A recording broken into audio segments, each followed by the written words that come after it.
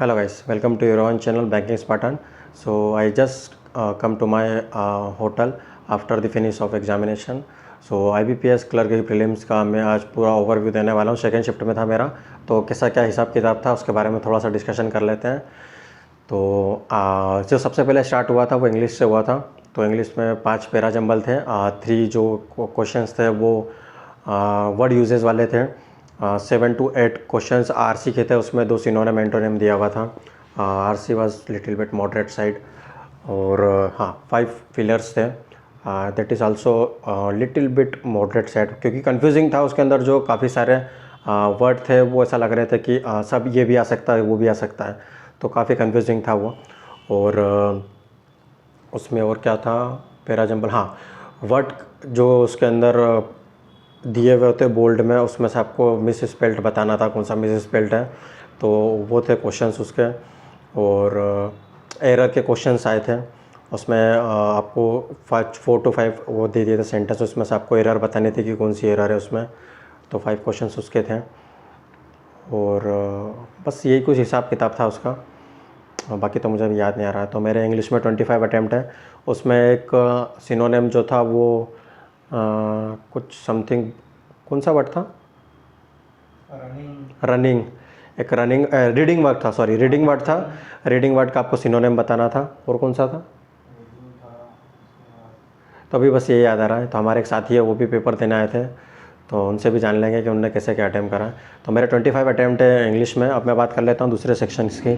तो second section जो खुला था क्वांट्स का खुला था, उसमें 4 जो थे वो कैसलेट थे, अप्रॉक्स 10 to 12 सिम्प्लीफिकेशंस थे, और 5 मिसिंग सीरीज़ थी, और डीआई के क्वेश्चंस थे। डीआई, और मैं थोड़ा बोलूँगा कि इसको एक थोड़ा सा ट्रिकी साइड में और थोड़ा सा लेंथियर बनाने के लिए क्वेश्चंस को घुमाया हुआ था। तो थोड़ा सा जो कांट था वो थोड़ा सा एक लेवल अप था दूसरी शिफ्ट के मुकाबले। टफ़ कुछ नहीं बोलूँगा मैं, टफ़ नहीं था, थोड़ा सा उसको मॉडरेट साइड उसको बनाया हुआ था। तो क्वांट में 4 कैसलेट थे, 5 जो थे वो डीआई के क्वेश्चन थे। टेबुलर थी, सिंपल थी, बट क्वेश्चन थोड़े से उसको बना के दिए हुए थे। उसके बाद 5 मिसिंग्स थी। उसके बाद तो 10 to 12 सिम्प्लीफिकेशन थे, बाकी अर्थमेटिक था। तो ये था पूरा हिसाब किताब मेरे 26 है मैथ्स में। रीजनिंग की बात कर ले तो रीजनिंग में एक वर्ड बनाने का दिया था, जिसमें 6, 7 और समथिंग कुछ दिया था। तो उससे एक वर्ड मेरा बन रहा था, वो था रोप था। बताना आपका भी यही बन रहा था क्या। और उसका फर्स्ट वर्ड पूछा था तो वो था आर। अब बात कर लेते हैं पज़ल्स की।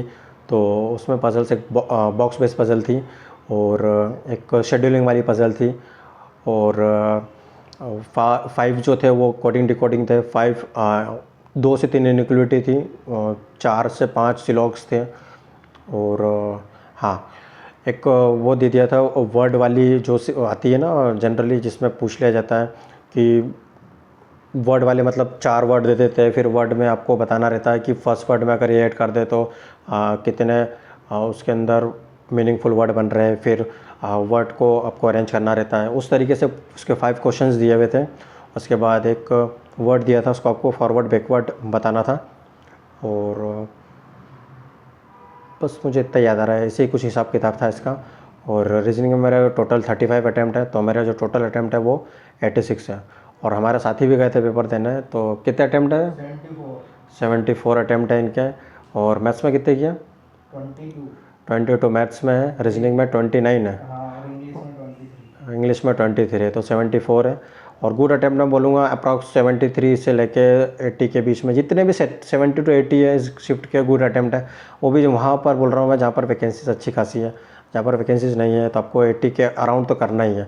और ये शिफ्ट थोड़ी सी एक मॉडरेट साइड थी, थोड़ी सी ज़्यादा नहीं, क्योंकि बाकी शिफ्ट में आप देखोगे तो ईजिली बन गए थे सबसे क्वेश्चंस। इसमें आपको थोड़ा सा टाइम देना पड़ रहा था। बाकी वो तो एवरेज के ऊपर डिपेंड करेगा यार कि एवरेज कितने क्या बन रहे हैं इसमें, तो उस हिसाब से वो कट ऑफ बनेगा। तो ये था पूरा हिसाब किताब। तो महाराष्ट्र से भरा था मैंने फॉर्म, और हमारे साथी ने भी महाराष्ट्र से भरा था, उनका भी पेपर हो चुका है, तो उनको लग रहा है भी कट गया तो उनका मूड ऑफ है थोड़ा। तो ये था पूरा हिसाब किताब। Thank you.